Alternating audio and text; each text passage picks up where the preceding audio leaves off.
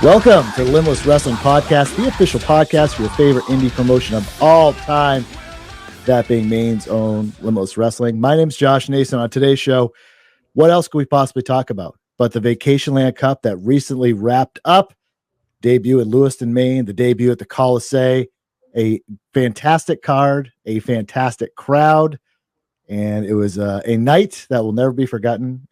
Forgotten, is that a word? In the history of Limitless Wrestling. And helping me talk everything about the show and start to preview this 9th anniversary shows, No Rest for the Wicked, is the man who was dancing up and down Lewiston, maybe a little bit of Auburn, maybe a little bit of Lisbon, who knows, all around the LA area after the VLC. It's Randy Carver. Randy, say hi to the fine people. Oh, man. Good to be back, Josh. I feel like it's been a while since we've talked on here and talked to the Limitless faithful, our friends of the pod. Doing great today, man. I'm excited to dive into this show a little bit, kind of pick it apart, and interested to get your perspective, too, from a visual standpoint on film. But, man, absolutely a night to remember, one that I'm very proud of, and I think one that's going to stick out in the history of Limitless Wrestling as a big step for us as an organization. How you doing, Josh? Things are great, as we were talking beforehand. Shout out to all the grown-ups whose kids are back at school. They get their houses back if they're home from work from homers like myself, and everyone's gone. It's quiet, it's nice, and it was good I was so excited. It could not be there for the show, which bummed me out, but I was happy to check it out. It took a few extra days to get to IWTV. I had a tab up on my laptop. So I was like doing my shoot job working, and I kept looking, like refreshing every hour or so just to see if the show was up yet. And I was so happy it was finally up. But it was this was so we're a little bit late because of that, but it's what a night. I was so bummed not be there, but I'm so happy that all these people got to be there. It was a really fun card, as we talked about going into it. So much stuff made sense storyline wise, and I think the action more than met the expectations. I think and exceed expectations in a lot of ways. So we're going to talk about that, but overall, I mean, just to tell the people, did this officially beat the Expo in terms of the most attended Limitless Wrestling show of all time? It certainly did, Josh, by far, actually. We got the confirmation last week in terms of paid attendance on the night. It was 1254 for the evening, Josh, which by far blows away the Portland Expo, everything that we've ever done to this point. So a huge thank you to all the Limitless Wrestling faithful, our Lewiston Auburn fans who came out maybe for the very first time, some old school Limitless fans too, people I hadn't seen in years showing up to this show. It really meant a lot. I think it really showed that, when we take the risk on a big event like this and just kind of put all of our eggs in one basket and really give it a big go, that people are going to be there to support it. And meant a lot to me. I think it meant a lot to people who have put their time in and effort into the Maine independent wrestling scene to try to, have major independent wrestling events Maine made. I'd love to kind of make this an annual tradition at the Lewiston Coliseum. They were amazing partners for this event. Really wanted it to succeed with us, which is, we talked about on this pod.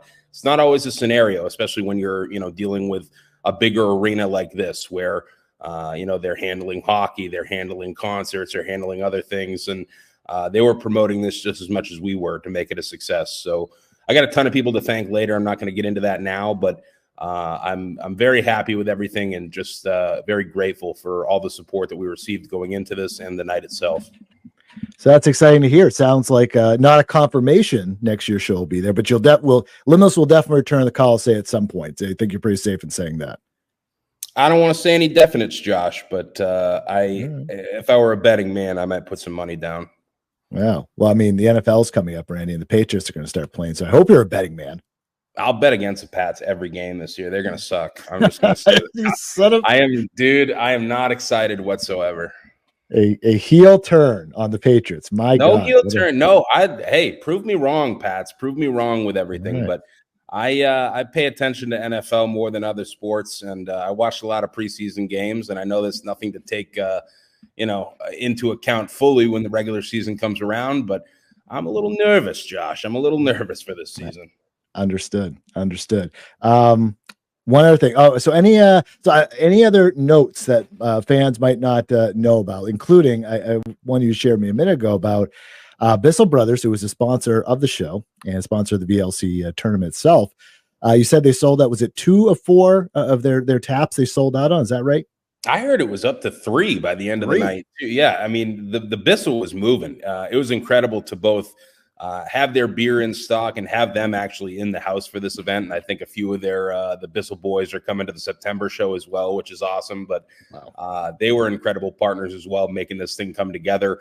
Of course, the Bissell brother logo front and center on the VLC trophy this year. They just did a lot of groundwork for us as well, getting the word out there to maybe people who didn't know that this big event was happening, or first-time wrestling fans taking in a show for the first time. So awesome to have them involved. But yeah, I mean, the beer, the food was flowing. I had good reports all around too. I'm interested, if you're listening to this, if you attended the show, I'd love to hear your experience. And of course, the biggest event in Limitless Wrestling history can also be seen on, of course, IWTV. And Randy, what a benevolent leader you are. Must have been feeling it. Show's free on YouTube. People can watch it. YouTube.com/Limitless Wrestling. Over 1 million subscribers. They can watch both the original and the extended cut. Extended cut. What's is that includes some of the backstage interviews and things like that, or what else is on that? Yeah, extended cut just dropped, I think, a couple days before we put this pod together. But that's got both backstage interviews that were not released on the initial copy, as well as some slow motion replays. A couple audio corrections as well. I mean, we had a couple snafus like live during the show, and of course, this is not like a Yarmouth setup where you might be able to, scamper down about 40 feet and find the guy that you're looking for. We had most of the tech set up in the crow's nest, which is a bit of a jaunt, down the steps around to get to the bottom of the ice, and then on the floor, you're kind of sifting through to try to find who you need. But we had a couple small snafus. It actually worked in our favor, the changes that we made during intermission for the second half of the show, because we were able to have our roaming camera, Paul, follow the action of Scotty Too Hottie and Dirty Dango, which went about through half the arena. But yeah, I mean, there was just some stuff to clean up. And then Harry, our producer, he always goes the extra mile. The slow motion replays are absolutely beautiful on this thing, very crisp, and then getting backstage interviews, and then just some extra content in there as well, like Ethan Scott with a little sit down with Tony Atlas, Donovan Djack, Desmond Cole after winning the VLC, Aaron Rourk, Gabby Forza. There's a ton of them in there. I think it's about 10 extra minutes than the original file of the show was. So if you want to see that extended cut, a lot of cleaned up audio and some extra replays in there, definitely check that out on youtube.com/Limitless Wrestling. But yeah, both versions of the show up for free, and they're on IWTV as well.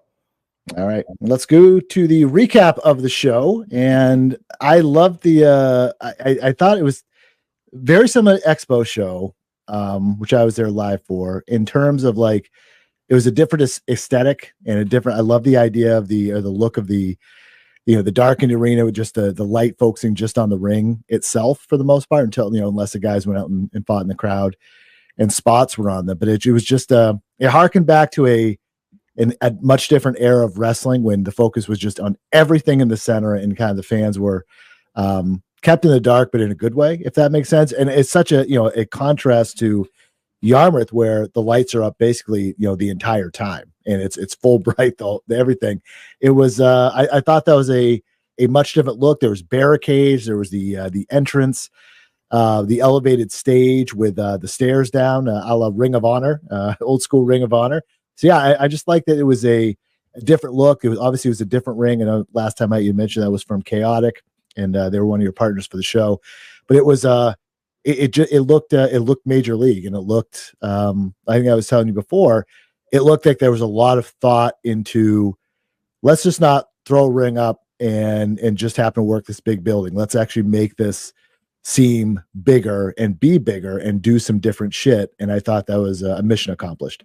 Oh, I'm glad to hear that. I mean, that's the luxury of having some great partners for this event, like Bissell Brothers, like Main Vintage Toys, some others that we'll get into later, and then the Colisée itself, who had some great connections, and we were able to get hooked up with a lighting company to get a truss above the ring and a different entrance setup than we normally have. And their crew, I mean, they were working throughout the week to get this floor set complete, get the chairs up, the barricades in place once the lights were hanging above where a ring was going to be. And then we really had to show up and just get to work on our stuff, honestly, the Saturday of the show. So, I mean, from day one, looking at this, I mean, we knew that this was not just going to be a Limitless Wrestling show like any other. And really from the moment that people walked in, we wanted it to feel like a different Limitless Wrestling experience and something that, without even any action taking place, got people excited and psyched to be there. So I'm hoping everybody enjoyed it. I'm looking forward to maybe how we can spruce this up in the future. I mean, you might be moving in that site fee territory, Randy, just like WWE and AEW. You know what I mean? Take this VLC on the road and see who's going to pay up, brother. Hey, we'll see. We'll see. Time will tell, Josh. Time will tell. But we got a good thing going here with the Coliseum Lewiston, and I'm going to be excited to be back when the time comes. And he also had a good thing going with this opening match, which was Big Boofa, Desmond Cole taking on Aiden Agro, the opener of the VLC. First time ever these two guys hooked it up, and I thought this was great. It was fresh, different, and two guys that had a lot of momentum going into this for much different reasons. And yeah, at the end of the day, Des Cole snapping the winning streak of Aiden Agro. It's been dating back to December, I believe, or January perhaps. And yeah, beat him up with a roll up and did this nice Zack Sabre Jr.-esque bridge back for the pin and the win. That was great. Of course, Jay Haru got involved, of course, and thankfully, you had he got taken out. I say thankfully by Ace Romero. So Ace Romero, we knew he was going to be there. We didn't know what his role was going to be, but yeah. So all of a sudden, Jay Haru is about to hit him with a chair. Romero's music hit. And Ace just blew through Haru and knocked him over, Jay Haru, and then knocked the Aiden Agro over the top rope after. So this way he got involved. So this is leading to a match for September. We'll talk about in a minute. But this was, this was athletic, entertaining. Both guys empty the tank. And, at the end of the day, Aiden Agro was not able to collect on, or he may have collected on the bounty, but didn't necessarily pay off for Sidney Bacabello. If you remember, gave Aiden Agro and Jay Haru some money and said, Big Boofa doesn't make it out of the first round. However, he did. So I don't know if Sidney Bacabello gets a refund or not. And then afterward, Ace grabbed the mic and said, next month at the anniversary show is Ace versus Agro in a no-holds-barred match. But yeah, let's go back to the winner, though. Desmond Cole starting off the night right in a really great match to open up the show. Yeah, man. I mean, like you said, these two coming into this match with so much momentum. Desmond Cole finally putting JT Dunn in the rearview mirror to qualify. Aiden Agro undefeated for the entire year, and I think was a lot of people's favorite to take this thing. But Desmond Cole, I mean, even with Jay Haru sticking his neck into things, able to, outsmart the plans, outsmart any tactics that they had going.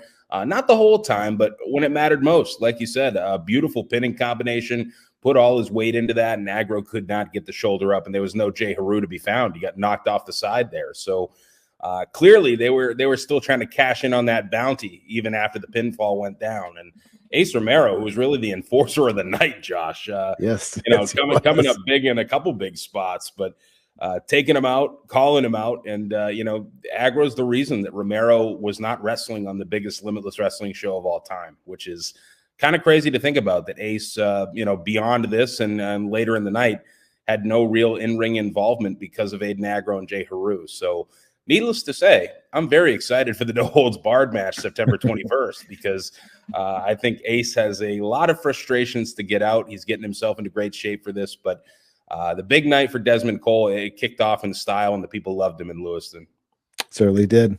Gabby Forza taking on Davienne in another first-round BLC match. Of course, Davienne subbing in for Billy Starks, and she was focused and ready to go from the onset. Again, her first appearance back in Limitless in quite some time. I think it was almost 2 years. It might have been something like that. Might have been more. It's been a minute.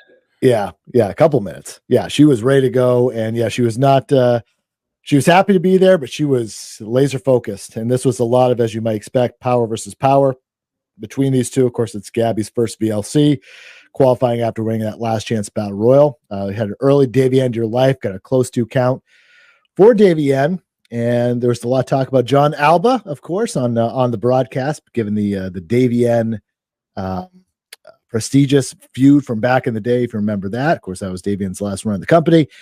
Davey had a Boston Crab on, old school Boston Crab. Did not get Gabby to tap out. Forza then got out of it, hit a spear, and just got the win out of nowhere, just like that. That's how quick it could end.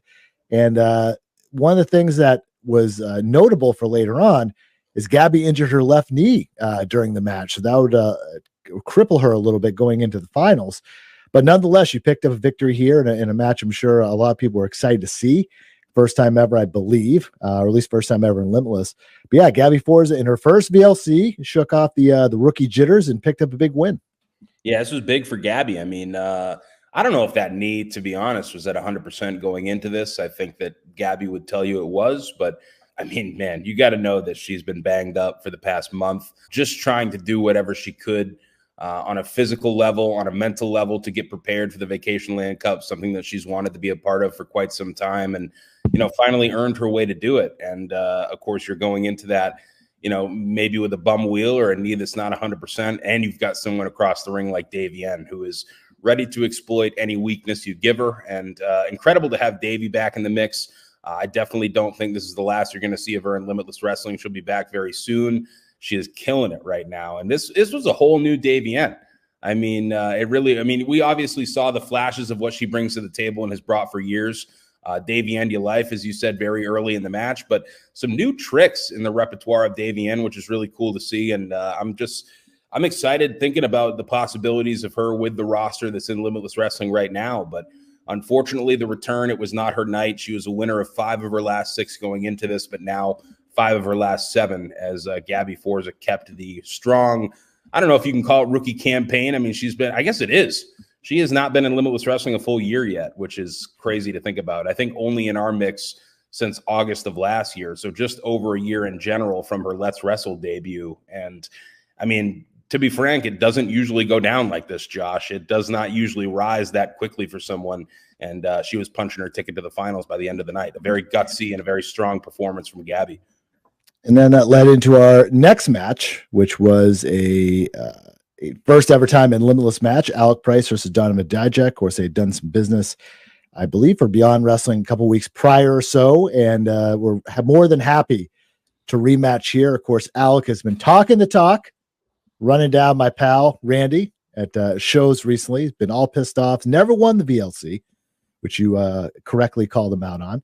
And you gave him Donovan Djack. Donovan Djack make his return after a long time, several minutes back. Of course, his big run in WWE and NXT has been doing his thing all over the indies. Seems like he's wrestling like 8 times a week or something. He's all over the place. So this was another fun match. Of course, Price, I will give him credit, even though he's despicable at times already.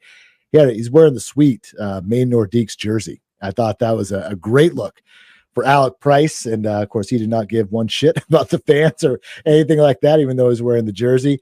And yeah, this was, as you might expect, this was the speed and agility of Price against the raw power of Djack. And Double D was, he was doing just great early on, using his power early.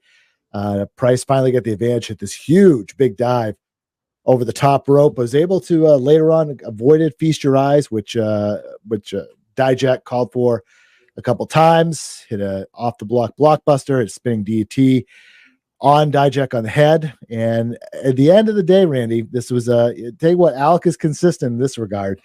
He got the win by grabbing the ropes, and he got a reversal off a Feast Your Eyes attempt, hit a roll up, and he really had to work to grab these ropes and was able to get the pin and win for the referee saw him.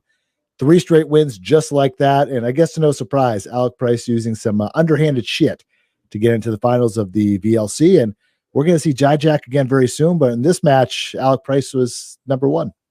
Yeah, I mean, it's been by any means necessary for Alec Price really on this run to the cup and now into the cup. That's scouting after having that initial match with Djack a few weeks ago. He ate the Feast Your Eyes and lost that match. So now these two tied 1 apiece in their series, and who knows if we'll see a third match between them. But Alec, I mean, the presence of mind to be able to, that's a tough, you're getting hoisted up, burning hammer position on the shoulders. That's a very tough maneuver to be able to wriggle yourself out of midair and be able to counter. So I got to give him props for that, not how he finished it off. And maybe we kick it to Djack here in a moment as well to get his post-match thoughts with Ethan Scott, because I think just a lot running through his head after a big Limitless return. And I know that people are very excited to see Djack, very excited to know that he's back in September. And I think, for a few more dates coming up for Limitless Wrestling. So I don't think he's going to be a stranger. So especially with having a run in Limitless moving forward, I think it's got to sting that much more for Djack that the job wasn't done on this night and that Alec was able to slither away and make it to his final. And Djack did not get the opportunity. Folks, at this time, I am now joined by Donovan Djack. Djack, this is your return to Limitless after a very long time, and not only that, competing in your first Vacationland Cup. Just wanted to see what was going through your head at the moment. I mean, what's going through my head is a lot of Alec Price's feet and knees and all sorts of strikes that he has. Did you see the end of that match? I did not. I didn't have a great look at it, but I think he might have grabbed the rope. I'm not 100% sure. The leverage felt a little heavy, but I'm going to have to go back and check the footage. Alec Price is a hell of a competitor, but man, that kid needs to figure out how to stop taking shortcuts because right now the series between us is 1-1. I'm looking for a rubber match. Anytime I can get a chance to get my hands on Alec Price, I think the fans are going to be in for a special treat, but he needs to figure himself out real quick. Yeah, that was it was funny because Djack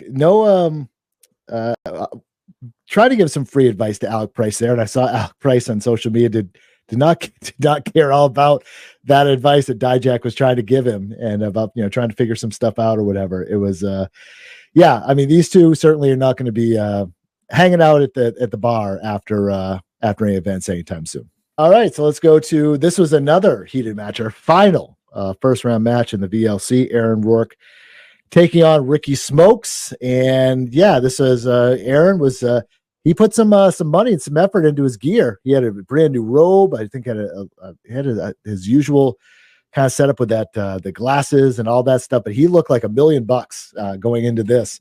Love to see it. Love when people bring out the new gear and such for the VLC. And this was this was a fun match as you might expect. These guys have done battle in Limitless before, and these guys have been at each other's throats and then some over the past few months. Both emptying out the offensive tanks here. And I mean, Smokes, he was lucky, man. He made an error on a running knee and kick attempt. Aaron got out of the way and he flew all the way over the top to the outside. Aaron Rourke got busted open on a knee strike, lots of blood there. So these guys were going balls out and then some in this to try to advance, not just to advance, but try to hurt the other guy and send a message. The end came when Aaron Rourke hit a counter spear, which is called the Britney spear, to Smokes off the top. Got the figure 4, modified it to the figure 8, and got Smokes to tap out, which must have killed Ricky Smokes to do. But of course, you modify it that figure 8, Randy. You're going to tap quick. And Aaron Rourke defeating his rival Ricky Smokes in the VLC could most likely end this rivalry between these two guys. So back to the drawing board for Ricky and Aaron. Nice momentum going into the finals. He's had a great year. Yes, he has. A couple incredible athletes here that I'm, despite Ricky Smokes' tactics, I'm very proud of because these are a couple guys who were brought in, a part of art. They got their footing with Ava Everett in the trio, and really it's kind of make or break territory when you're in something like that. I mean, sometimes it sticks and you catch on.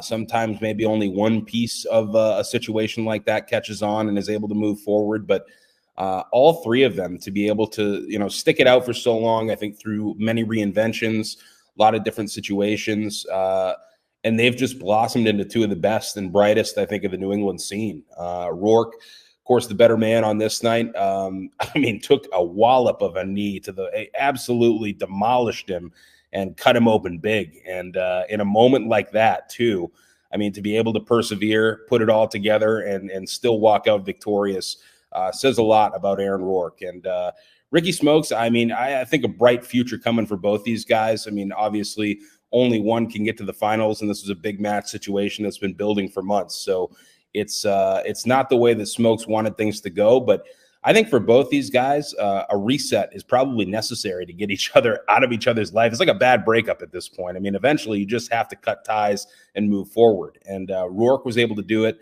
and move forward in style to the finals and finally make his first final in the VLC. So I'm sure that had to feel good. I'm sure it had to feel great to get Ricky Smokes behind him as well. But I just think these guys are incredible, and I think they're going to be pieces of the future of Limitless Wrestling. And I'm just very interested to see kind of where they go from here, because I think this is a big confidence boost for Rourke. I think Smokes, it's once again, after a really strong spring into summer and a strong run into this Vacationland Cup, unfortunately for him, much like it's been a few times in his career, it's back to the drawing board. So we'll see where they both go next. So again, that's our set up our VLC final for the main event. Desmond Cole, Gabby Forza, Alec Price, and Aaron Rourke. And then up next, Randy, we have the title versus title streak. I guess we'll put it that way. Channing Thomas defending the Limitless Wrestling World title against former two-time champion Anthony Green. Before this, Randy, a special guest at ringside. Now, I'm not talking about the Donkey Boy Bandit. I'm talking about all caps Tony Atlas making his Limitless Wrestling debut.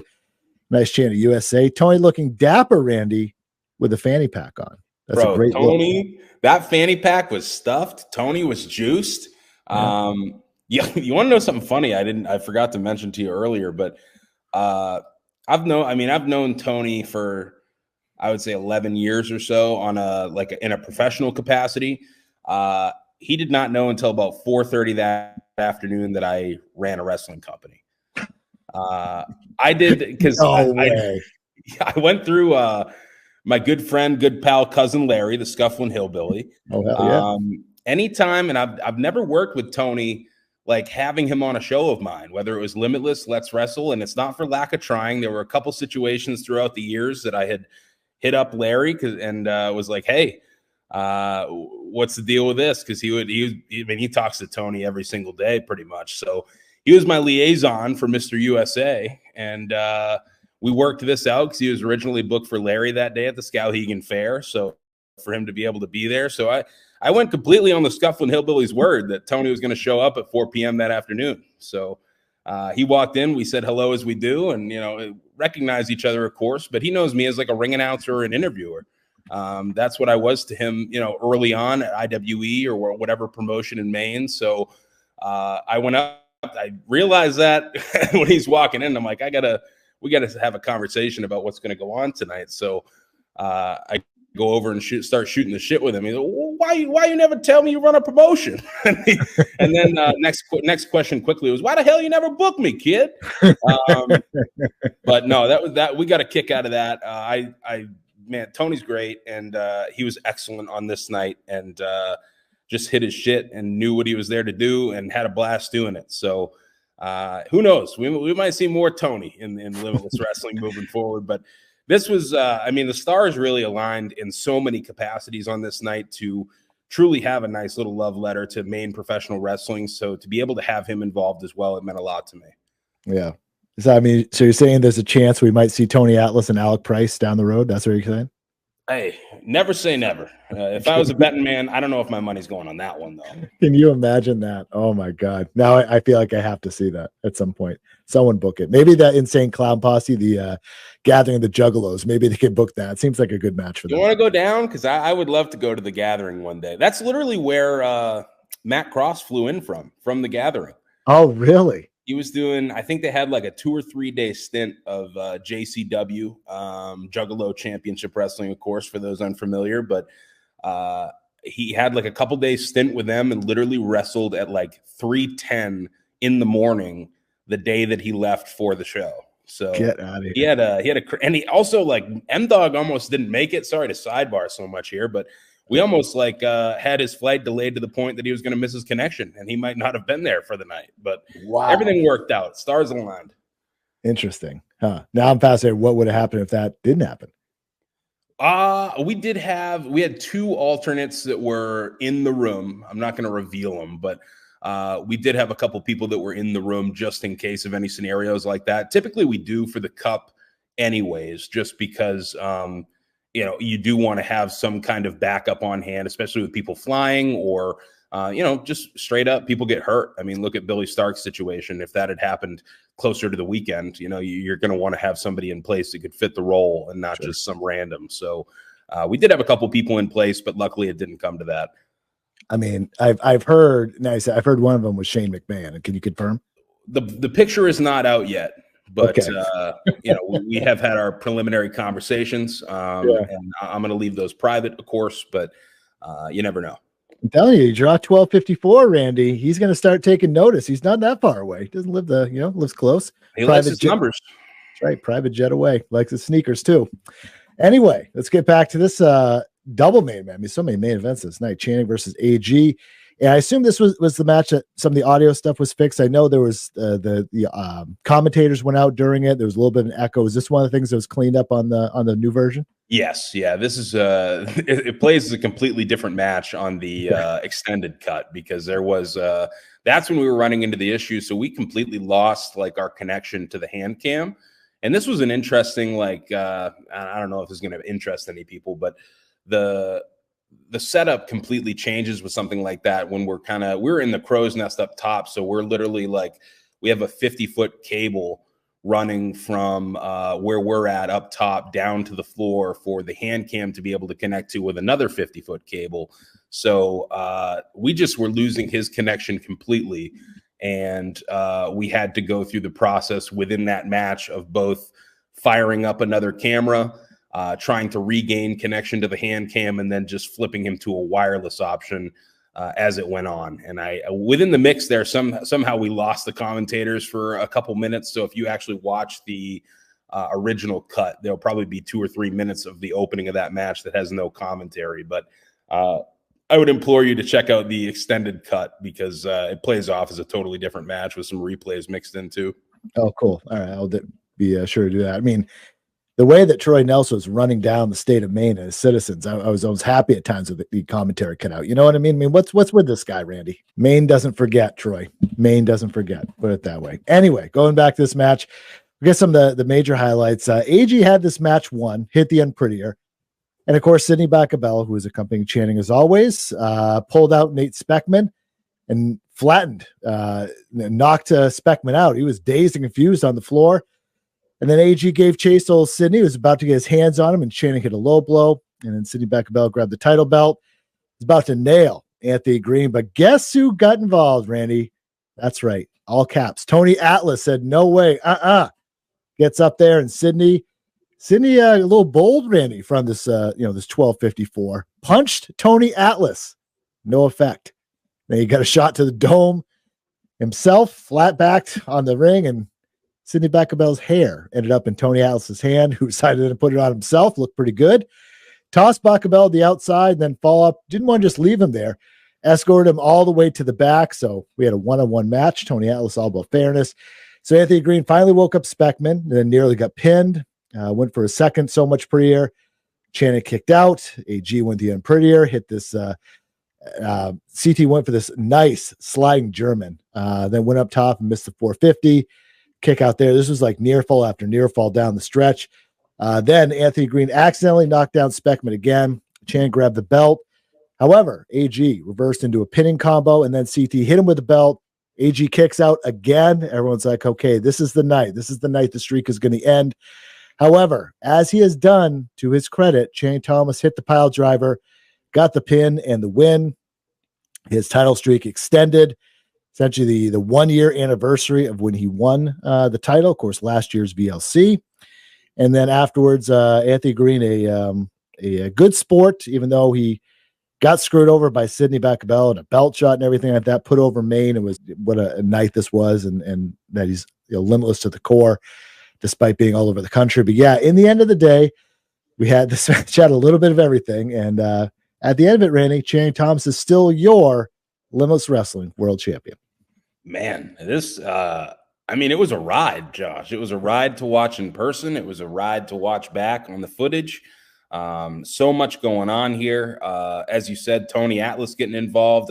Really loved that he not only took out Sidney Bacabella, but escorted his ass right out of the building. So that was nice to see. But again, with Sidney out of the equation, one way or another, Channing Thomas is able to get the job done.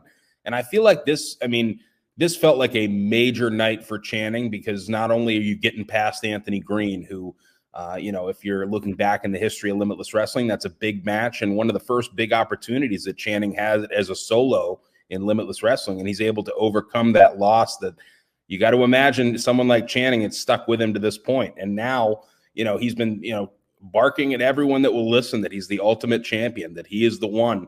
And now he's really got a chance to go do that, because the record is up for grabs, and it's the closest anyone's ever got to it.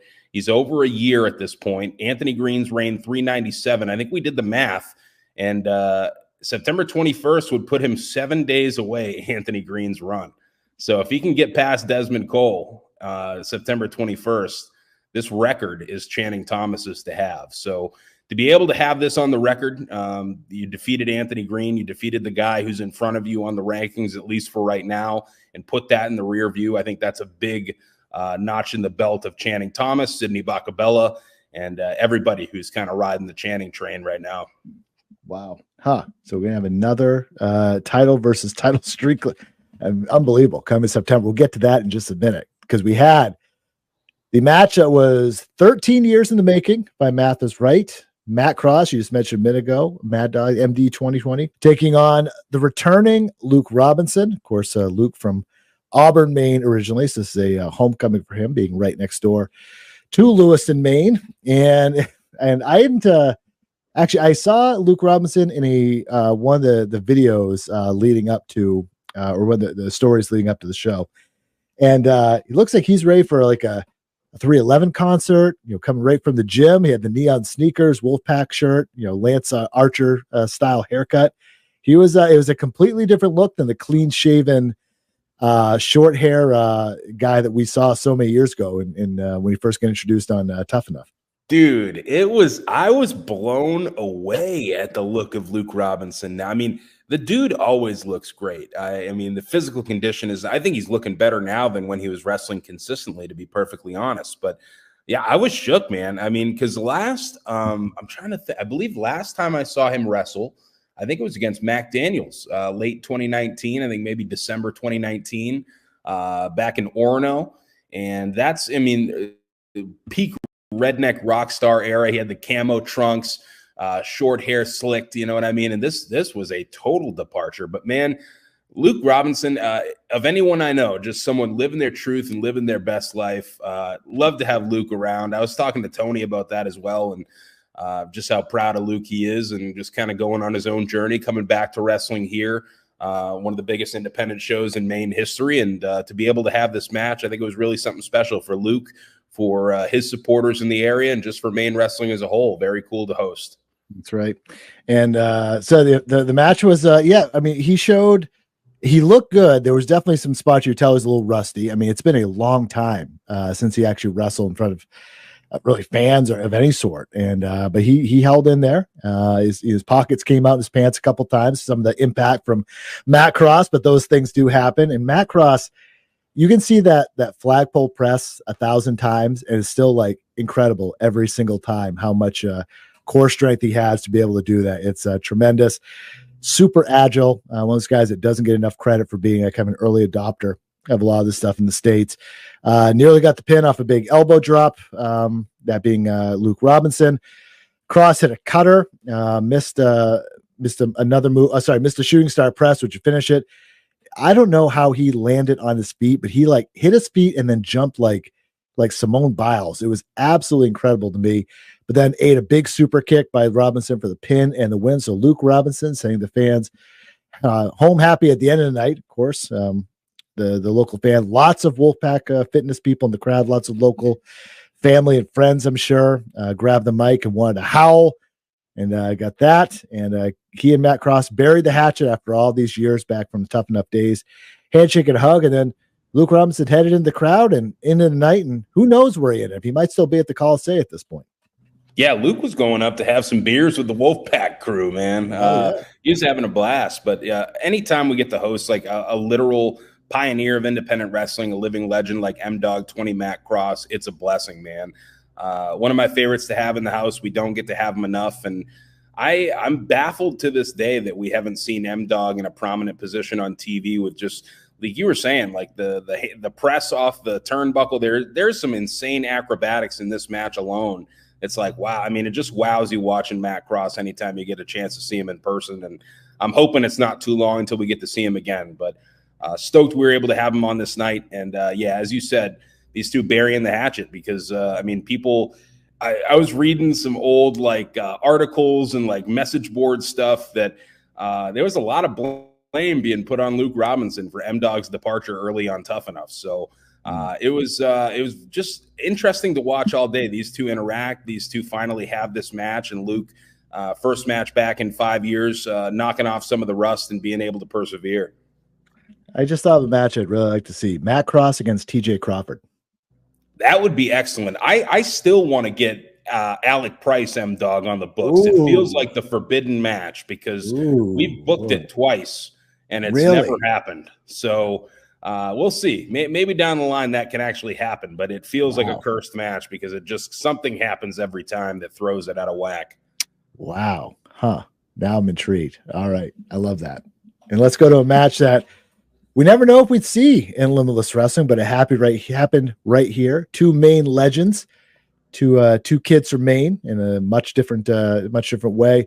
Sky Too Hottie and Dirty Dango finally hooked it up. Of course, Brian Black in the corner of Dirty Dango, aka JDC in TNA wrestling these days. And Sky Too Hottie, he came out. He was taking his time with the fans. This was, I should say, a Main street fight as well. And taking his time, I think he was he may have high-fived every single fan in the building, Randy. He was in there, out in the crowd, all this stuff. And finally, after a few minutes, Dango and Black had enough, and it was on. And it's a lot of interesting spots here. We had Sky Too Hottie spanking Dirty Dango right in front of the Donkey Boy Bandit, who had one of the best seats in the house, Rich Palladino. You know that the DBB was going to get his big moment on the screen. Yo, here's a funny story for you. We're up in the crow's nest. Desmond Cole, I believe, has just taken the ring.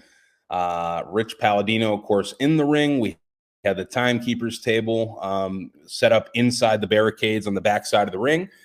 And it dawned on me in that moment, about 7:05, that I never had anybody set over there to be the timekeeper. So call goes to the Donkey Boy. Donkey was the first person I found out of the crow's nest. I said, hey, till I get somebody else, need you to run down there real quick and get on the floor and ring this bell. And first bell ring of the night, I'm going to, out of 10, I would say it's about a 3.5.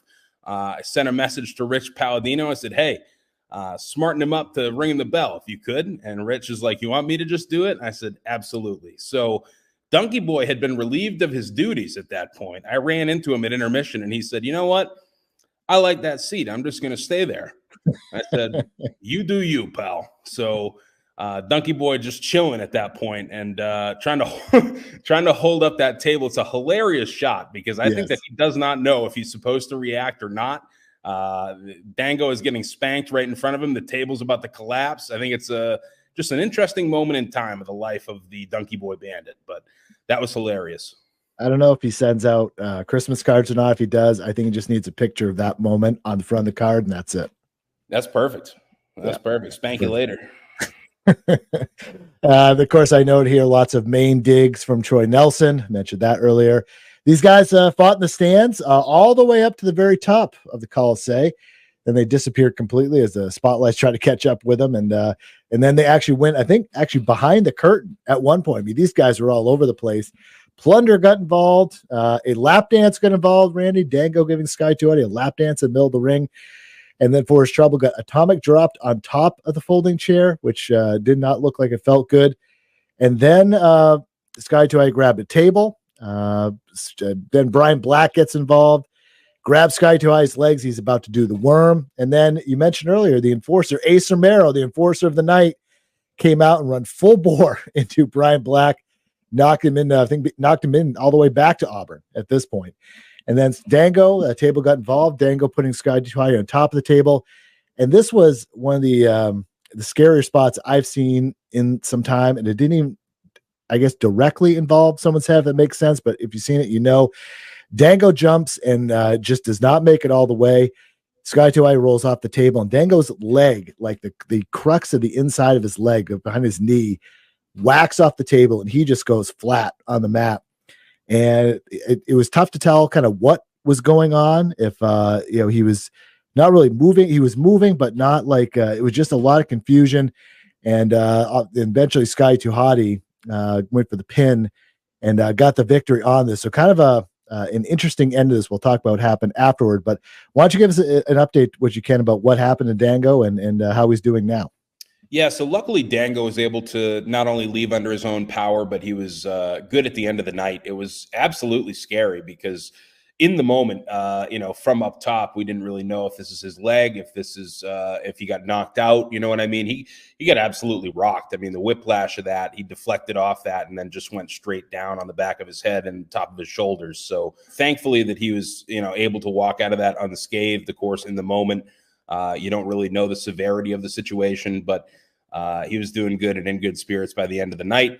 I think, sometimes that's what happens. I think everyone on this night was going balls to the wall, and every match wanted to outdo the other, and it was great energy in the locker room, and this is a big risk. I mean, this for anyone to, be launching off the top rope halfway across the ring to, hopefully leg drop someone through a table. In this case, Scotty was able to move out of the way, and Dango ate this thing full force. So, you appreciate the risk, but sometimes it catches up to you that, what these guys and girls are doing and what they're putting their bodies through. And they're, literally putting their well-being on the line to provide a good experience here. So appreciate both these guys. I mean, this was a crazy match. This was a very memorable match, despite how it ended. These two fighting all over the Lewiston Coliseum. I mean, as you said, Scotty went everywhere for his entrance. It felt like this match went everywhere on the floor too. So really fun watch. I mean, luckily no harm, no big harm, I should say, in the end. But Scotty Too Hotty pulling it off, and then Brian Black, he really caught the worst of this thing at the very end, Josh. He certainly did. So yeah, both guys are hurting, Scotty's out there for a while, and Ace is checking on him again. You mentioned Dango eventually made his way out of the ring his own power. But Brian Black, again, he was just laid out in the next week, left behind. But Scotty and Ace knew he was there and decided to toss him back in the ring, and then called in Ace for the big splash, which happened. And then, Randy, a moment that I'm sure young Ace Romero, as he was watching WWE way back in the day, watching Too Cool, Rikishi, never thought that he'd be actually doing this with Sky Too Hotty, but it absolutely happened. The stink face, Randy, I don't know if there's ever been a stink face in Limitless history, but if so, there has not been one as big as this, with all the more than 1,200 fans in attendance. And the stink face on Brian Black, and Sky Too Hotty delivered the worm to Brian Black to send the fans happy. And this was a moment. Brian Black, well, I'm sure is trying to forget this and probably brushing his teeth constantly, just can't get that feeling out of his mouth and his face. But on this night, Sky Too Hotty victorious over Dirty Dango, and Ace Romero earned his money as the enforcer of the night and a friend a friend for life, I'd say, with Sky Too Hotty. Another one from one main legend to another. For real. Saco to Westbrook, not that far of a drive. Nice little connection here. I like it. Who knows, Ray? These two guys could team up someday. Brand new, Too Cool. Now we're talking. That would be interesting. And I have the perfect pick for a third member. Hit me. Oh, I know who you're going to say already. All caps, Hazard. Oh. He's got the tweet. He's got all the moves, Randy. He may not have the attitude, but you know what I mean? That, we will work on that. We'll work on that. I'll see what he's thinking about a little Grandmaster Sexay venture. Oh, my God. Oh, boy. All kinds of good ideas on this podcast. Anyway, we get to the VLC final. Again, this is a great one. Aaron Rourke, Alec Price, Gabby Forza, and Desmond Cole. So some fresh blood, so to speak, in this VLC, which is always fun to see. Of course, no big surprise. No one in this match like Alec Price. And then all three of the baby faces decided to get him out of there. And then one of the interesting angles kind of going into this was, we know the relationship between Gabby and Aaron Rourke in terms of just this mentor-mentee and just this long-running friendship that they've had. But that went out the window here. These two are going at it. Aaron tried to get a quick pin on her early, so you knew it was on. And then eventually we got some Dez versus Alec Price action, which is fun. Of course, those guys had that intense rivalry earlier this year, and the unforgettable last man standing match. And of course, with Price costing Dez in the VLC last year. Gabby was loading up to nail Dez, but of course she had this injured knee, and Rourke had his head taped. I mean, he was a walking wounded out there. Price had a big hood stomp on Rourke, nailed Gabby in the fallout to that, and then was about to launch Rourke on the floor. Dez stopped him. This was just like nonstop action. But unfortunately, Aaron Rourke was the first person to get eliminated. Had Buffa lined up, was about to pin him, but Price snuck in and his big surprise kick to eliminate Aaron Rourke. So one down there. Gabby had this huge, one of the bigger spots of the night, literally this big power spot where she had both Cole and Price up in a Samoan drop, one in a fireman's carry, one in the Samoan drop position, and was able to toss them both back. Got the big holy shit chant from the night. I mean, that was, watching on the broadcast, that was one of the biggest pops of the night for sure. That was wild. That was insane. I mean, especially at that juncture in the night. You've already gone through the match with Davienne. You're in the midst of this 4-way final, and it takes a lot of strength. It takes, I mean, to be able to pull something like that off at any time, even if you're fresh and not having gone through a match and a half at this point, electric. I got to get that clip out there.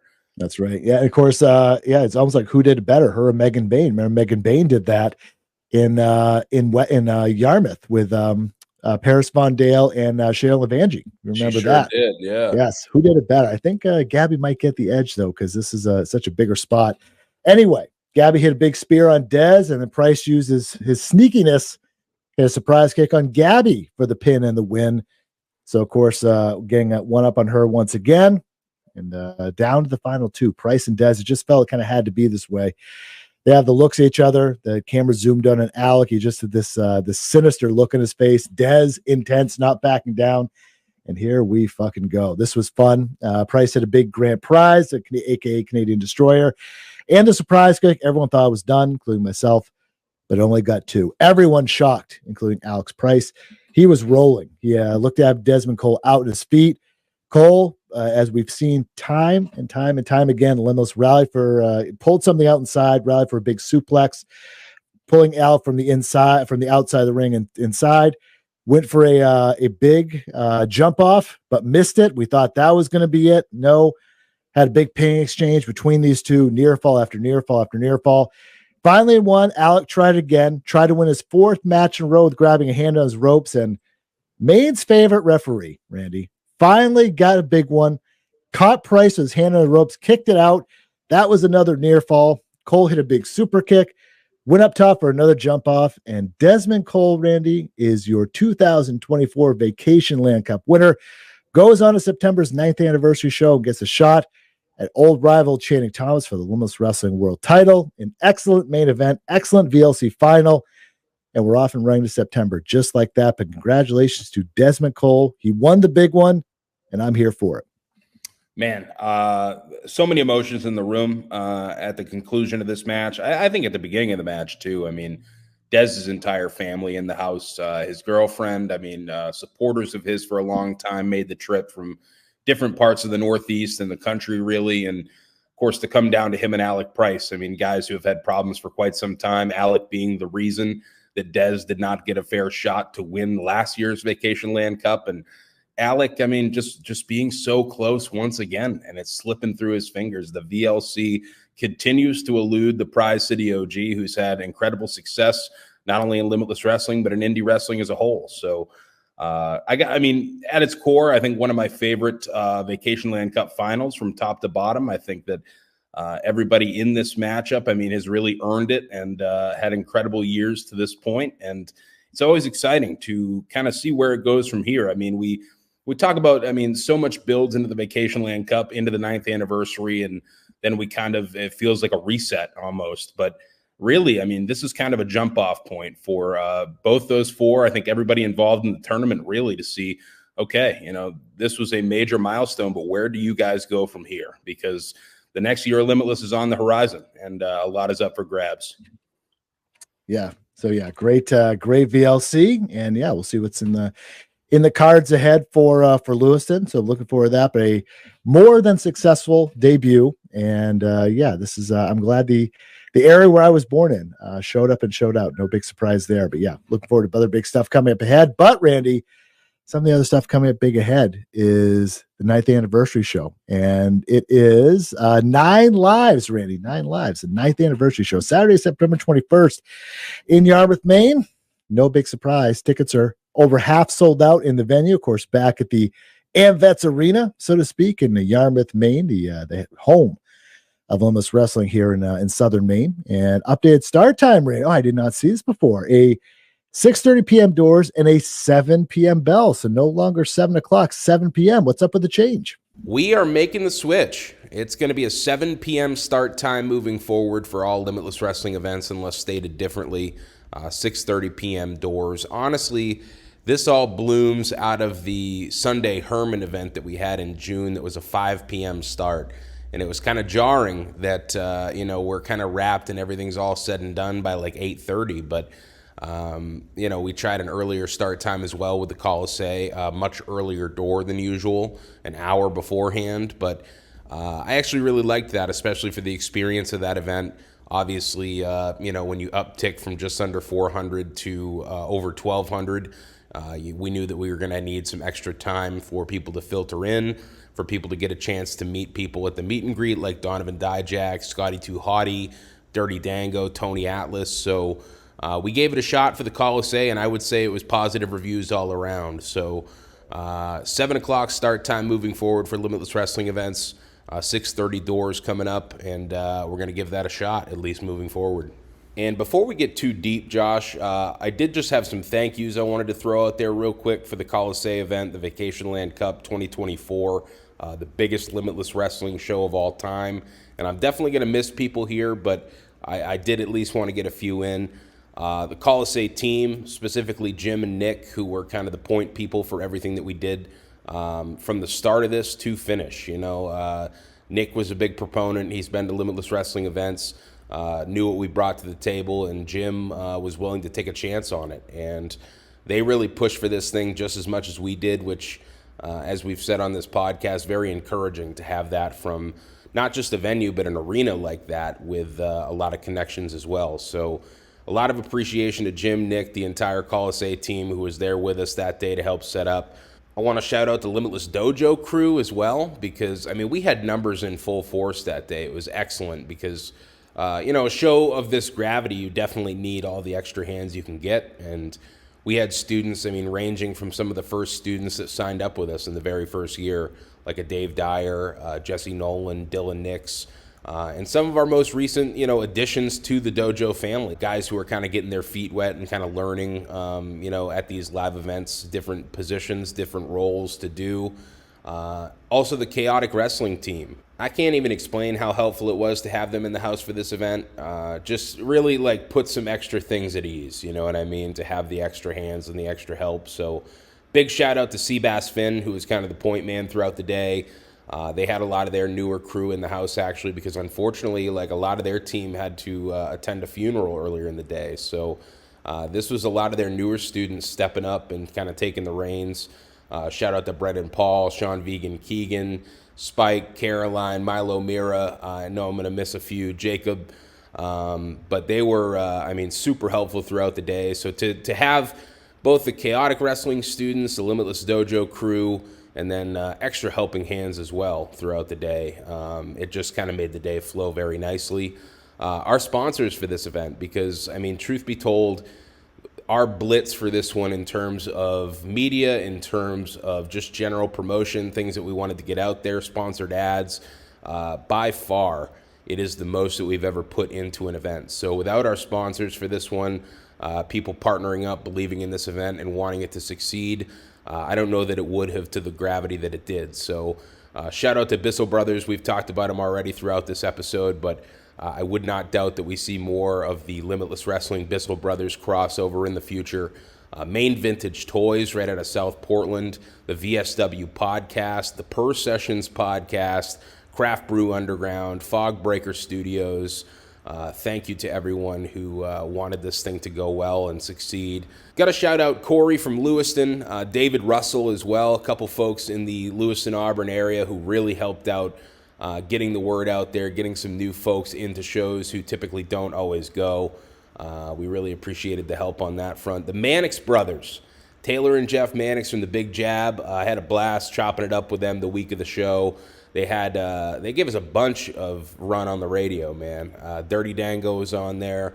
Rich Palladino with a great interview, kind of talking about his history in pro wrestling, his journey in ECW that's led him to today. Anthony Green on there as well, ahead of the championship match. So Was really grateful. I know Taylor was able to make it out to the show, which is very cool. I hope we can do more with the big jab in the future. Lee Horton, a longtime supporter of Limitless Wrestling from the Sun Journal. He was able to hook us up. Some great stuff that I would even say go back and look at if you haven't yet from the Sun Journal. Kind of talking about the life and times of Luke Robinson before and after wrestling. What he's up to now in the big match with M-Dog 20 Matt Cross. Spoke with myself and Dirty Dango as well heading into the show. Sam Rogers from News Center, Maine as well for an awesome piece that they put together on the way into this show. And Troy Bennett as well. We talked about it a little on here from Bangor Daily News. Had been years since I had seen Troy and got to see him on the lead up to this show. And I would say that article that really took off from BDN got a lot of people interested in kind of understanding the severity of this show. So I'm very grateful for that. I'm very grateful anytime that we're in the writing of Troy Bennett, who I think is an excellent piece of the BDN family. And just the team in general, man. All the wrestlers who participated in this thing made it a success and really wrestled their asses off. Everybody on this show, I think, really brought it. From the wrestlers to the team. I mean, Harry Aaron at the point, Paul on the floor, Phil up top with the hard cam, Coral, Ethan. We had, I mean, people were just, it was a lot to do.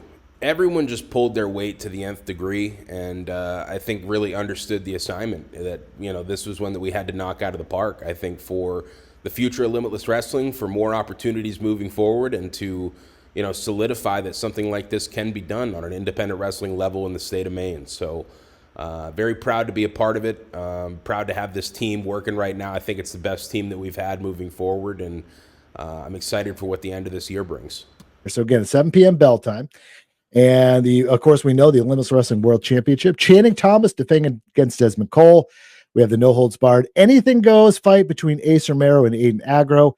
A first-time super fight. This is big. Donovan Djack taking on Jake something. This is a brand new match that was just announced. Donovan Djack make his return to, actually, I believe his debut in Yarmouth, and against Jake something, who's been a regular, and he'll be making his return back to the barn, so to speak. And of course, we have some debuts. Maggie Lee, former two-time champion Anthony Green, of course, coming off the loss to Channing Thomas, so we'll see what's next with him. Ashley Vox makes her return. Gabby Forza coming off the VLC, and Aaron Rourke. So there's a lot of intrigue, Randy. We'll preview this, of course, more as we come up to the show, but this is lining up to a big anniversary show already.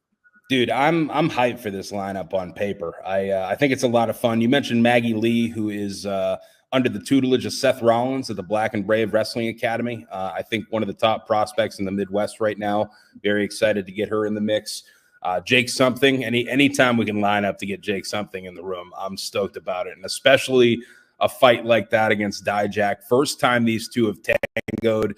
As you said, Djack's Yarmouth debut. Of course, we weren't even in the Yarmouth Amvets yet when Djack was really in the mix of Limitless Wrestling. 2017 was the last time that we had him on a somewhat permanent basis. And now coming to Yarmouth for the very first time with a huge fight ahead in Jake something. And I mean, there's going to be a lot that we're going to run through in the coming weeks with this card. A lot of matches to be announced. And I did want to make mention of one thing, Josh, because there was, I try to pay attention to what we don't deliver or what maybe is lacking in Limitless Wrestling at different points in time. And I very much realized after the Vacationland Cup that we needed some fresh blood in the tag team division back in Limitless Wrestling to hold shit down. So I'm very excited to say next time we talk on this podcast, probably being released pretty soon, there is a big-time tag team matchup signed for the 9th anniversary show for some hardware, Josh. So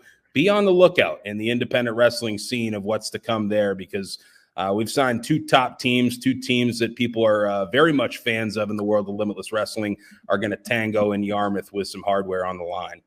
Oh, color me intrigued, Randy.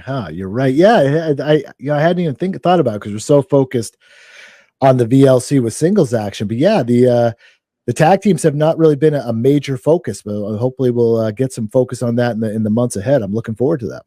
Yeah, it's been a few months. I mean, obviously at the top of the year, MSP no longer being a thing, and then we saw kind of above the rest step up and step into a top team role in Limitless Wrestling, and now typically that time of year, crunch time, Vacationland Cup, it does get pretty bloated with the build into the cup itself. I mean, it takes up a lot on these shows. So to be able to kind of put some more focus now on returning tag teams, new tag teams coming into the mix, I'm very excited about it. And it's going to be a fresh look, I think, at a Limitless Wrestling tag team division.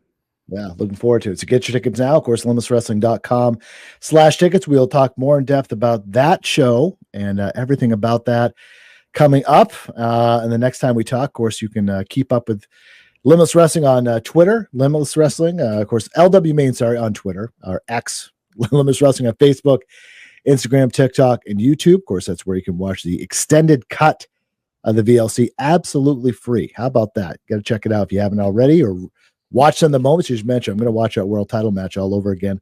And probably the whole show too. Why not? Let's Wrestle on 207. Let's Wrestle 207 on Twitter, Facebook, and Instagram. I want to get some updates on what's going on in the world of Let's Wrestle next time we talk. And of course, IWTV, PMC Channel 5 in Portland. If you're watching some action, if you're interested in some TV action, Enfield, Connecticut, on PATV, Channel 15 on Saturdays. So, yeah, if you're interested in more Limitless Wrestling on your TV, you can check that as well.